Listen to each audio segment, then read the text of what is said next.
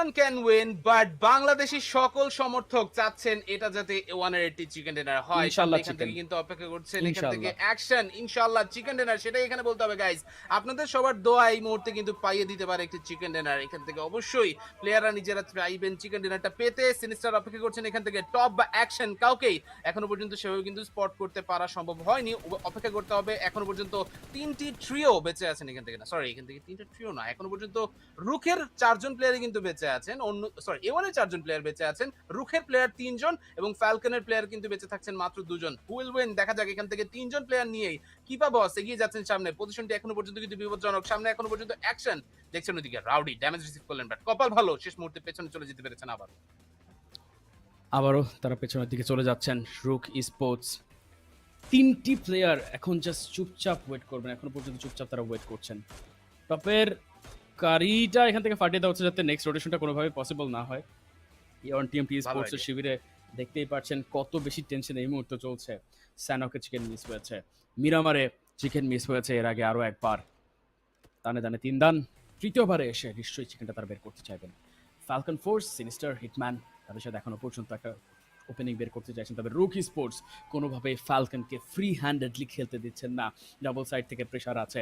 V1C এবং কিপা বস তাদের একটা ওপেনিং দরকার, সেটা হতে পারে ফ্যালকন, হতে পারে A1 টিএমটি স্পোর্টস। দুটো সাইডেই তারা এখনো পর্যন্ত প্রেশার ক্রিয়েট করবার চেষ্টা করছে, তবে সম্ভাবনা এখন সবচেয়ে বেশি A1 টিএমটি স্পোর্টসেরই।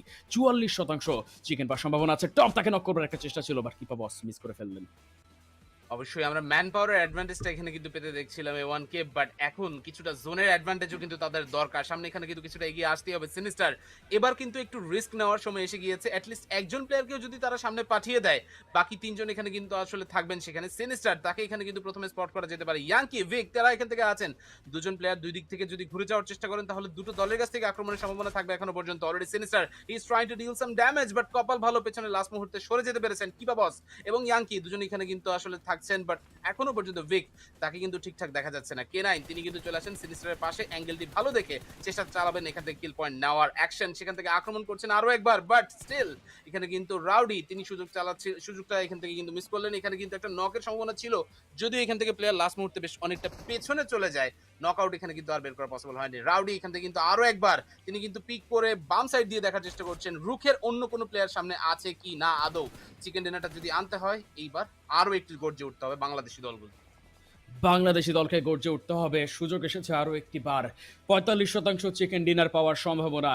হিটম্যান এবং রাউডি এক সাইডে খেলছেন, অন্যদিকে আজকের দিনে স্টার বয় K9 ক্যাপ্টেন সেনিস্টারকে সাথে নিয়ে অন্য সাইড থেকে প্রেশার ডিল করতে চাইছেন। হিটম্যান এইচপি কম, হিল আপ করে নিতে হবে, ফেরত আসতে হবে আরও একবার ফ্রন্ট লাইনে। কিপা বস স্পটেড, সিনিস্টার বার্স ফায়ার করেছেন, অ্যাকশনের সাথে সরাসরি অ্যাটাক। ইয়াঙ্কি নক বের করতে পারলেন না, গোয়িং ফর দ্য গ্রেনেড। এটাই পারফেক্ট সময় হতে পারে কিলফিনের দিকে কড়া দৃষ্টি রাখতে হবে A1 টিএমটি স্পোর্টস এর জন্য। যদি নক বের করতে পারেন পারফেক্ট টাইমে থার্ড প্যারি করাটা ইম্পর্টেন্ট। অ্যাকশন এবং টপ সরে গেছেন, ভিন্ন জায়গা থেকে অ্যাটাক করবার চেষ্টা, ট্যাপ ট্যাপ শট চলছে। অ্যাকশন এবং টপ তারা দুজনেই ড্যামেজ রিসিভ করেছেন। Just look at the position of hitman, একদম মধ্যমণি হয়ে তিনি মাঝখানে বসে আছেন। দুই দিক থেকে প্রেশার ক্রিয়েট করবার চেষ্টা চলছে। হিটম্যানের একটা পারফেক্ট গ্রেনেড খেলা পুরোপুরি ঘুরিয়ে দিতে পারে।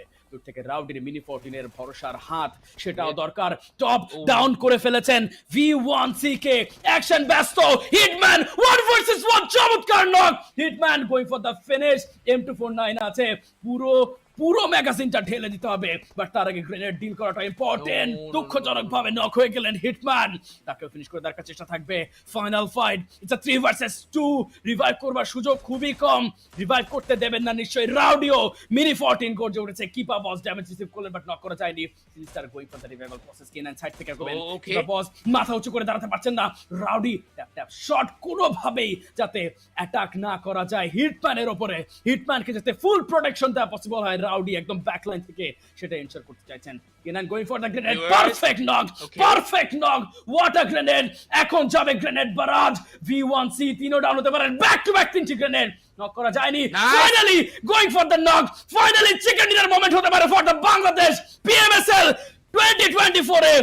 For the first time, Bangladesh is rooting for the winner chicken dinner, and A1 TMT Sports has done it. What a performance by A1 TMT Sports. Finally the chicken dinner সেটা দেখা সম্ভব হচ্ছে। Sinister is happy, Rowdy, Hitman, K9, everyone is happy, full Bangladesh is happy. Full on domination শেষে A1 TMT তারা কিন্তু পেয়ে গেল chicken dinner. The Miramar kings are back boys. এবং এখান থেকে যারা যারা আমাদের ভিউয়ার্স আছেন, আশা করি ভিউয়ার্স এই মুহূর্তে উচ্ছ্বাসে ফেটে পড়েছেন। এই চিকেন ডিনারটার স্বপ্নই গত 5 দিন ধরে কিন্তু প্লেয়াররা দেখছিল, এবং ফাইনালি সেই চিকেন ডিনারটা আমরা কিন্তু আরো একবার দেখে নিতে চাই যে কে কোথা থেকে কিভাবে চিকেন ডিনারটা সিকিউর করেছেন। Right now rookie sports